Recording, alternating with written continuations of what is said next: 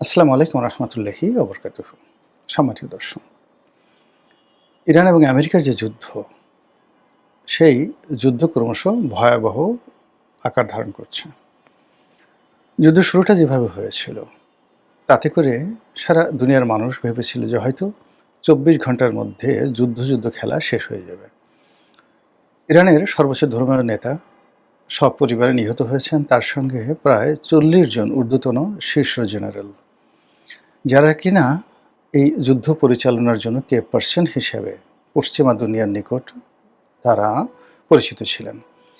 তো এরকম একটি বৈঠক, গুরুত্বপূর্ণ একটা বৈঠক যখন তারা সর্বোচ্চ ধর্মীয় নেতার সঙ্গে তার অফিসে করছিলেন, ঠিক সেই সময়টাতে দূরপাল্লার ক্ষেপণাস্ত্র দিয়ে নিখুঁতভাবে টার্গেটে আঘাত হানে ইসরায়েল, এবং সেই আঘাতে সবাই ঘটনাস্থলে নিহত হন।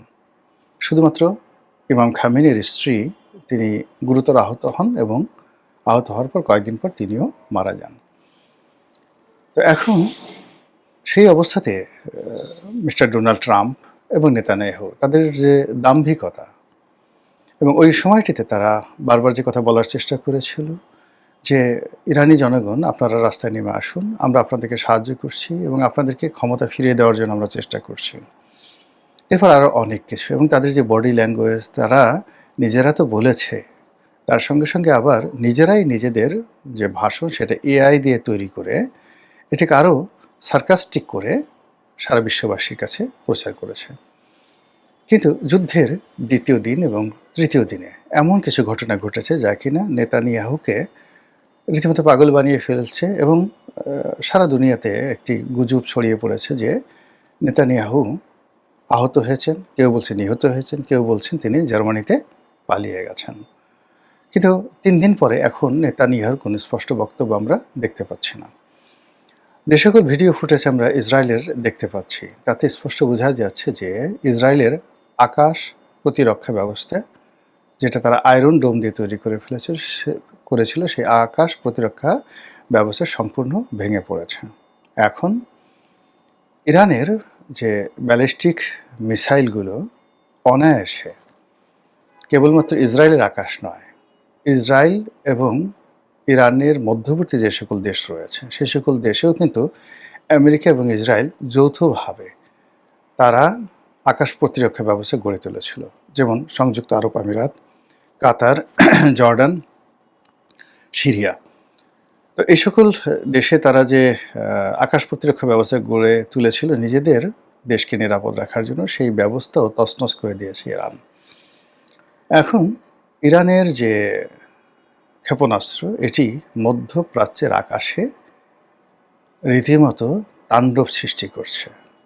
অবাধ এবং স্বাধীনভাবে তারা ঘুরে বেড়াচ্ছে, এবং অদ্ভুত অদ্ভুত নামে তাদের ড্রোন, তাদের ক্ষেপণাস্ত্র এবং তাদের ক্ষেপণাস্ত্রের মধ্যে বিভিন্ন ক্যাটাগরি, সেগুলো তারা ব্যবহার করে যাচ্ছে। এবং আজকের দিন পর্যন্ত, আমি এই ভিডিওটি করছি যুদ্ধের চতুর্থ দিনে, যুদ্ধের চতুর্থ দিনের খবর হলো যে তারা এখনো পর্যন্ত তাদের মাঝারি রেঞ্জের এবং নিম্নমানের যে মারণাস্ত্রগুলো বা আগ্নেয়াস্ত্রগুলো অথবা যে ক্ষেপণাস্ত্রগুলো তারা ব্যবহার করছে, কিন্তু তারা বলছে যে তাদের হাতে আরও সুপারসনিক, আরও আলট্রা মডার্ন ক্ষেপণাস্ত্র আছে, এবং সেইগুলো তারা প্রয়োগ করবে, এমনভাবে প্রয়োগ করবে যাতে করে ভিখারির মতো ইসরায়েল এবং আমেরিকা ভিখারির মতো তারা ইরানের কাছে যুদ্ধবিরতির জন্য করজোড়ে হাত জোড় করে তারা প্রার্থনা জানাবে।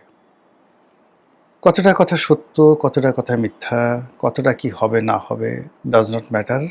আবার এদিকে আমেরিকার পক্ষ, আমেরিকা যেহেতু বিশ্বের এখন ১ নম্বর পরাশক্তি, তার সঙ্গে সঙ্গে ইসরায়েলের যে সামরিক কৌশলতা, তাদের সক্ষমতা, এটি মধ্যপ্রাচ্যের মধ্যে ১ নম্বর।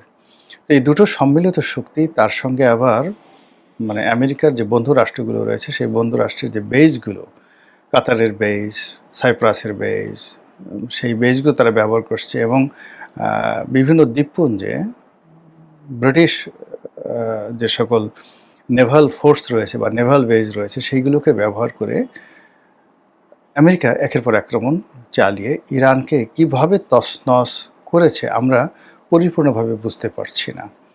এর কারণ হলো ইরান নিয়ন্ত্রিত, সেখানে ইন্টারনেট বন্ধ করে দেওয়া হয়েছে, ব্ল্যাক আউট করে দেওয়া হয়েছে, ফলে সব খবরাখবর আসছে না। কিন্তু আমরা আন্দাজ করতে পারি যে আমরা যা কিছু কল্পনা করি তার সাথে অনেক অনেক বেশি ক্ষয়ক্ষতি ইরানের হয়েছে।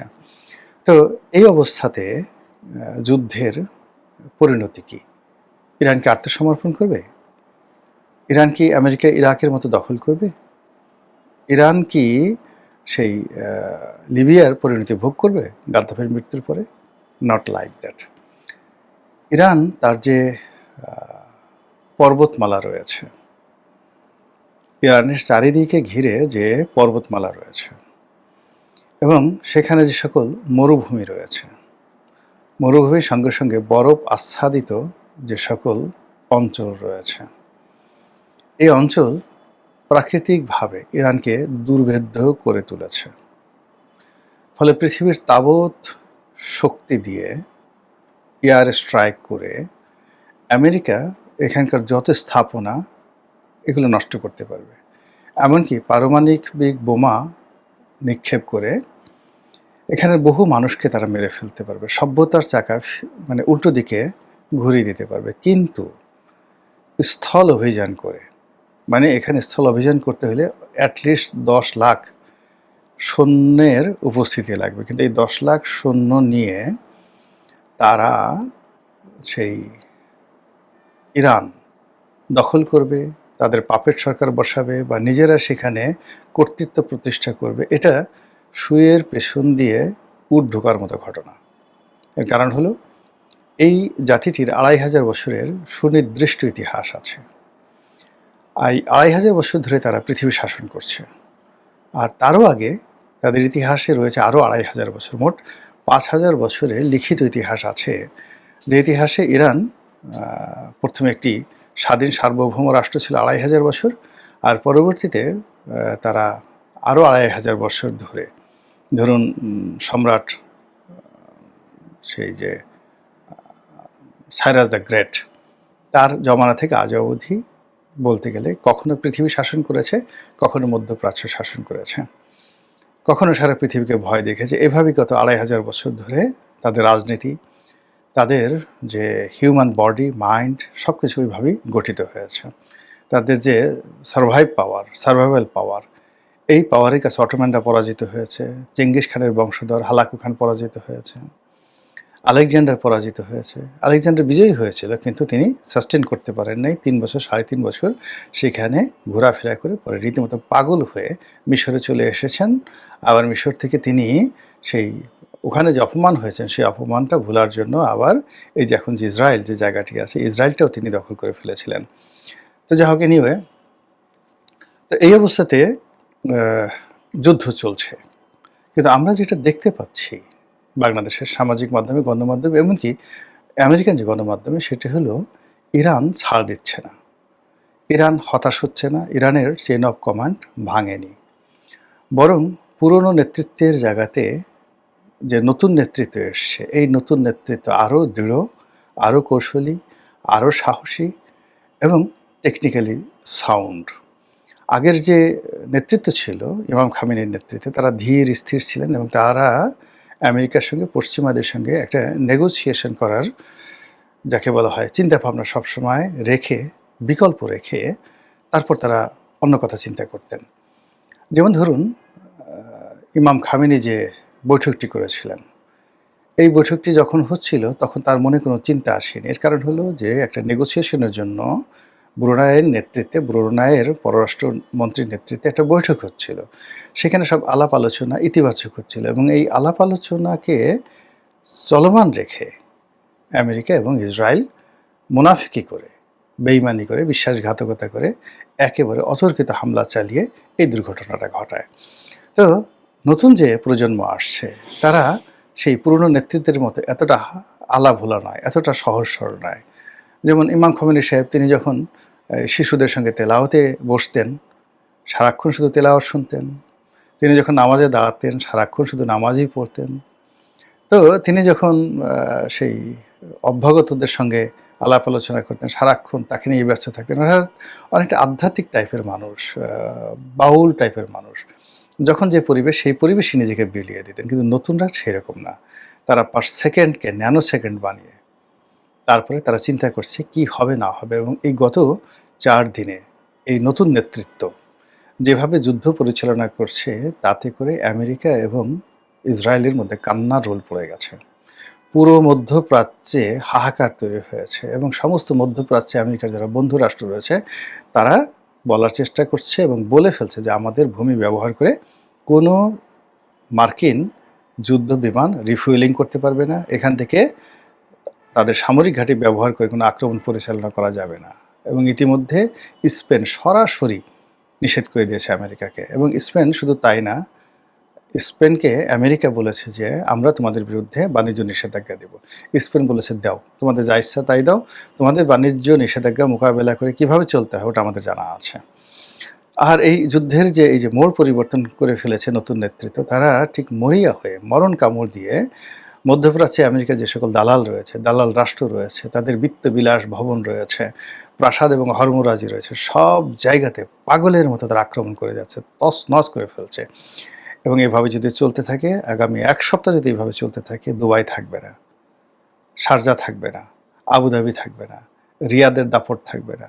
এমনকি ইরান যেটা বলছে যে আমরা যদি জানি যে ডোনাল্ড ট্রাম্পকে বাদশাহ সালমানের পুত্র মোহাম্মদ বিন সালমান যুবরাজ তিনি প্ররোচিত করে ইরান আক্রমণ করতে বাধ্য করেছেন, তাহলে ওর কলিজা আমরা খেয়ে ফেলব। Can you imagine?